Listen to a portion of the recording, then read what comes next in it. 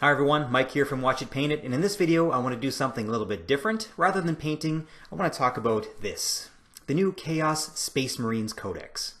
First off, let me say thanks to Games Workshop for sending a free early access copy of this for review to our channel.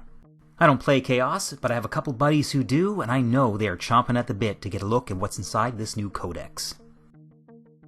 Okay, let's take a look at some of the big changes for Chaos Space Marines. First off, Death to the False Emperor. That's gone, so forget about it.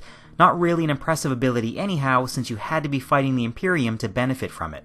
And on top of that, it doesn't even give you fully exploding sixes, since you needed to roll for the extra attack. This ability has now been replaced by Let the Galaxy Burn. Sounds a lot cooler. And this applies to all flame weapons, granting a +2 to the number of hits for every roll, which is amazing in my opinion. So flame weapons that normally do d6 hits are now d6 +2. And maybe you're thinking, well, that only applies to flame weapons. How many Chaos units possibly have that? Pretty much all of them. I mean, look at this. Flame weapon, flame weapon. Flame weapons for everything. Everything has a flame option. The infantry, the heavy support, the fast attack, the elites, everything has flames. And this isn't the only thing that Let the Galaxy Burn can do. There is a Part 2, and Part 2 basically gives different abilities for each round of combat. During the first battle round, your army and every unit from it is engaged in wanton destruction. During the second battle round, your army and every unit in it is engaged in wanton massacre. At the start of the third battle round, select either wanton massacre or wanton slaughter until the end of the battle round. Your army and every unit from it is engaged in wanton act that you selected. And during the fourth and fifth battle rounds, your army and every unit in it is engaged in wanton slaughter. So what are these three different wanton abilities? Well, wanton destruction.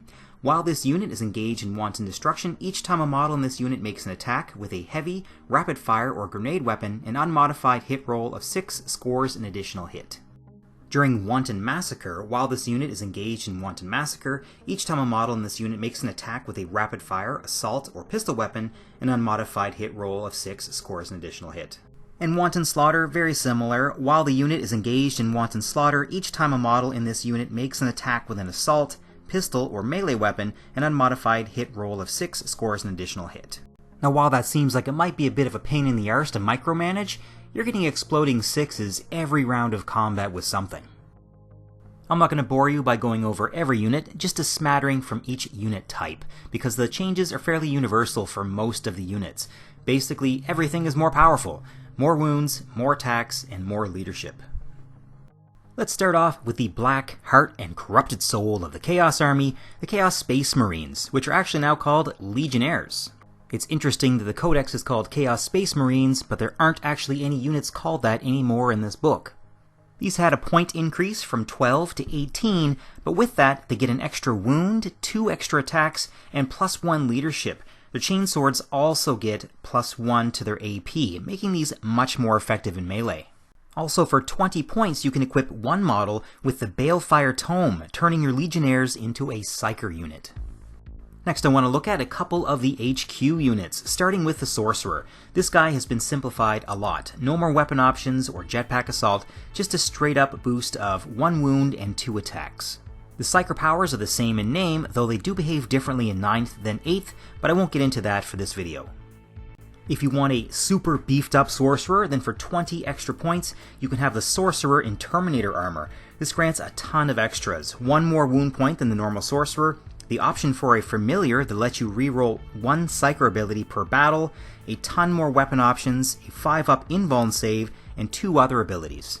The first ability is Warp Strike, which is basically exactly the same as Jetpack Assault, just with a cooler name, and Malicious Volleys. Correct me if I'm wrong, but I don't think Chaos had this in 8th. What it does is it allows infantry to fire their rapid-fire weapons as though they were in half range as long as they haven't moved, and if you're a Terminator or a Biker, you are always firing double shots with your rapid-fire weapons. Next I want to look at the Warpsmith, who I love the look of, that's why I picked him. This guy's getting +1 wound and +2 attacks, like the other Chaos, and his axe is now up from 5 strength to 6, and does 2 damage instead of 1. This makes the Warpsmith much more dangerous in melee combat. His Flamer also has more range, up from 8 inches to 12, and he has Let the Galaxy Burn. His mecha tendrils also get 2 more attacks than they used to, up from 2 more attacks to 4 more attacks, and he's all around just more awesome. Master of Mechanisms still heals machines D3 wounds, but they no longer damage enemy vehicles. Instead, they get a new ability called Enrage Machine Spirits, which grants +1 to hit to 1 friendly vehicle. Next up is Fast Attack, and I chose the Venom Crawler first in part because it used to be heavy support, and now it's Fast Attack. It is also totally badass looking. So right off, they're getting +2 inches of movement, kinda necessary if you want to call this a fast attack unit. Next, its ballistic skill and weapon skill went from 4+ to 3+. Its strength went from 6 to a 7, and its attacks have AP -3 instead of AP -2. So in melee, it's hitting harder and more often, and on top of that, Venom Crawlers can no longer be bracketed. They attack at full strength right up until they die. The Excruciator Cannon goes from D3 attacks to just a straight 3 attacks, much better, but at a strength 6 instead of a strength 8. Reservoir of Demonic Energy now grants +1 to all psychic tests. It doesn't just buff summoning anymore.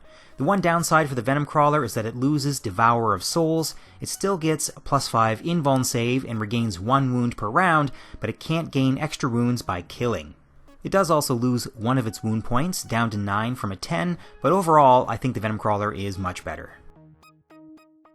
The next fast attack is the Chaos Bikers. I love the Bikers. Right off they get the standard +1 wound, +2 attacks, and +1 leadership. They also have access to flame weapons and Let the Galaxy Burn, of course. Bikers also have malicious volleys, so their rapid-fire combi bolters are always shooting double shots. So Bikers are getting a massive buff and only cost 5 more points per model, going from 25 points to 30 points.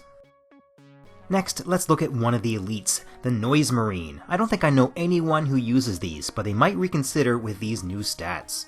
+1 wound, +1 attack, and +1 leadership to start. The biggest bump, however, is to the Blastmaster attack. Single frequency changes from heavy D3 to heavy 3, and instead of D3 damage, it just does a straight up 3 damage with an extra point of AP on top of that. And new to 9th, sonic weapons now do 1 extra damage when they're at half range, so this weapon could be doing 4 damage per hit. Similarly, with the varied frequency setting on the weapon, it gets an extra point of AP, and instead of Assault D6, it's Assault 6, and it does 1 damage or 2 damage at half range. For 5 points, you can take the Icon of Slaanesh, which lets you ignore modifiers to attrition tests and grants +1 to hit in melee, so these guys are hitting on 2-ups. And all Noise Marines have an ability called Mark of Slaanesh, which lets them fight first in the fight phase. Really, you just need these guys in your army, for reasons. Next I want to talk about heavy support. Every single tank and transport seems to have gotten a toughness bump. If it was 7 before, now it's an 8. If it was an 8 before, now it's a 9. So Chaos vehicles are going to be much harder to kill, especially when you combine that with Armor of Contempt. The heavy support vehicle I've chosen to look at is the Forge Fiend. This unit has gone up from 85 to 110 points. Let's find out why. So first off, the range of all of its weapons have increased by 12 inches. Second, its weapon skill and ballistic skill have gone from 4+ to 3+. Last, both guns are better. The Ectoplasma Cannon went from a D3 damage to 3 damage, and it's now a blast weapon. The Hades Autocannon gained an extra point of AP. Otherwise, it's the same, so I guess it's up to you to decide, are these worth those 25 extra points? The last model I want to look at is the Helldrake. The Helldrake is 15 points more expensive, but you get a lot for those 15 points. The movement has changed from 30 inches to 20 to 60 inches. It depends on what type of movement you've chosen. The ballistic skill changes from a 4+ to a 3+. Melee attacks change from a 4 to a 5 and are no longer reduced when bracketed. The Bale Flamer changed from Assault D6 to Assault 2D3. When you combine that with Let the Galaxy Burn, you're going to be scoring 4 to 8 Flamer hits. The autocannon hasn't really changed, but it does have 1 extra point of armor penetration. The real threat is now the Helldrake Claws. Helldrakes now have an ability called Hunter in the Skies. This gives them +1 to hit when attacking flying units, so now they're hitting on a 2-up.